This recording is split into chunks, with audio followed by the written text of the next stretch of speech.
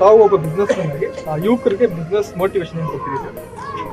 ಇವತ್ತ ಯುವಕರು ಓದಿದ ತಕ್ಷಣ ನಮಗೆ ಉದ್ಯೋಗ ಬೇಕು ಅಂತ ಹಚ್ಕೊಂಡು ಹೋಗೋದೇ ಜಾಸ್ತಿ. ಡಿಗ್ರಿ ಆದ ತಕ್ಷಣ ಯಾವುದೋ ಒಂದು ಪ್ರೈವೇಟ್ ಕಂಪ್ನಿ ಇರ್ಬೋದು, ಗೌರ್ಮೆಂಟ್ ಕಂಪ್ನಿ ಇರ್ಬೋದು, ಕೆಲಸಕ್ಕೆ ಹೋಗ್ತಾರೆ. ಅದೇ ರೀತಿ ಈಗ ನಮ್ಮ ಮಂಜುನಾಥ್ ಅವರೇ ಮಾಡ್ಕೊಂಡ್ರೆ ಒಂದಲ್ಲ ಒಂದು ಉದ್ಯೋಗ ಮಾಡೋಕ್ಕೆ ನಾನಾ ಇರ್ತವೆ, ನೂರಾರು ಇರ್ತವೆ.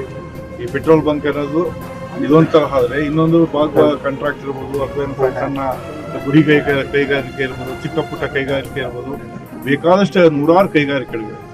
ಅವ್ರು ಯಾವ ಕೈಗಾರಿಕೆಗಳನ್ನ ಆರಿಸ್ಕೊಂಡು ಗ್ರಾಮೀಣ ಮಟ್ಟದಲ್ಲಿ ಕೂಡ ಸಣ್ಣ ಕೈಗಾರಿಕೆಗಳಿಗೆ ಸ್ಥಾಪನೆ ಮಾಡೋಕ್ಕೆ ಚಿಕ್ಕದಿಂದಲೇ ದೊಡ್ಡದಾಗೋದು. ಯಾವತ್ತೂ ಕೂಡ ದೊಡ್ಡದಾಗಿ ಒಂದೇ ಸತಿ ಬೆಳೆಯಕ್ಕೆ ಯಾರಿಗೂ ಸಾಧ್ಯ ಇಲ್ಲ.